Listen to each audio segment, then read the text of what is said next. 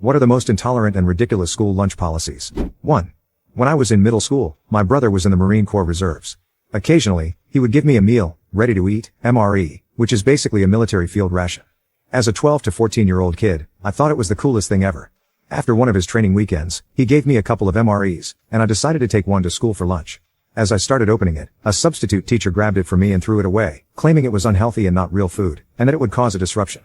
She even wrote me up for after-school detention and escorted me to the office, which caused me to miss lunch entirely.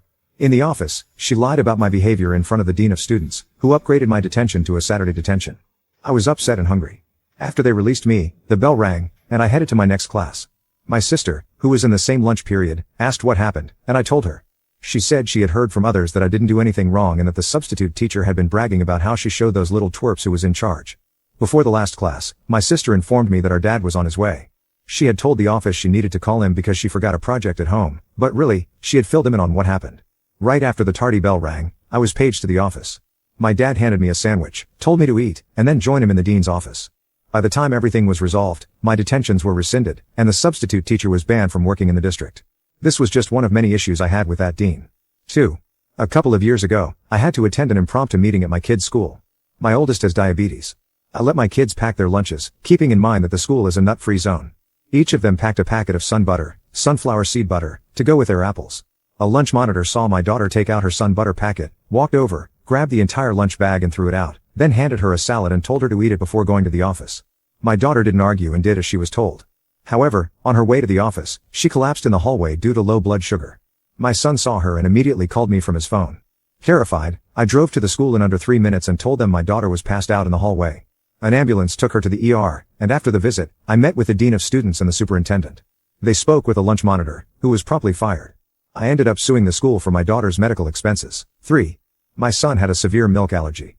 Thankfully, his kindergarten teacher was understanding and followed my dietary restrictions closely, even checking with me before offering snacks. However, his first grade teacher didn't take the allergy seriously. One day, a child accidentally dropped a bit of melting frozen yogurt on my son's arm. He immediately started swelling, struggled to breathe, and his nose and eyes were running. The teacher called the school nurse, who followed my instructions, and my son used his inhaler, washed the yogurt off, and took Benadryl. I arrived at the school in record time. We had a meeting with the teacher, nurse, and principal afterward. They refused to allow my son to carry his inhaler, so we left one with the nurse and secretly kept another in his backpack. I told my son to use it if he needed to and then informed the teacher. Some people just don't believe that a mother knows what's best for her child. What a mess. 4.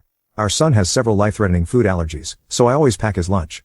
One day, when he was just 6 years old, he forgot his lunchbox in the classroom. He asked the lunch attendant if he could go back to get it, but she refused. Instead, she forced him into the hot lunch line and made him buy a meal. Within 30 minutes, he was on the floor, writhing in pain, vomiting, and experiencing diarrhea. Thankfully, his teacher was quick to act and notify the nurse. I took him to the hospital, where he spent 2 days recovering.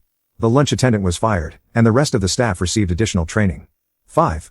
My child was on a high-protein, high-calorie diet because she had trouble eating enough. At the time, she was mainly drinking Pediasure. For kindergarten lunch, I packed her a donut and a Pediasure, knowing she wouldn't eat the school's lunch anyway. The school took away the donut and Pediasure, throwing them out and telling her it would make her fat. She didn't eat anything at all that day because she never touched the school lunch. As a result, she lost 7 pounds in a week. Her doctor was furious and wrote a stern letter to the school. I fought the school and won. Today, she's 11 years old and eats almost anything. 6. My grandnephew always wanted a packed lunch that included a peanut butter and strawberry jelly sandwich, veggies, fruit, and a small Nestle Crunch bar. His teacher removed the candy bar and sent a note home saying it wasn't an acceptable lunch option. My nephew responded by explaining that parents decide what is acceptable for their child's lunch, and if she ever took something from his son's lunch again, he would press charges for theft and child abuse. The problem was quickly solved. 7. When I was a senior in high school in the late 80s, we had a home economics class focused on cooking. On the first day, the teacher asked if anyone had food allergies. 3 of us, including me, spoke up. Despite this, she grouped us together and gave us recipes with no exceptions or substitutions. We were also told that, aside from a sample for grading, we had to eat everything we made or receive a 0. Our first assignment was to make blueberry muffins. I happen to be allergic to blueberries, though it only caused severe hives, not respiratory issues. I told my group things were about to get interesting and ate my portion anyway. 20 minutes later, I went into my next class covered in hives. The teacher immediately noticed and took me to the nurse, then informed the principal.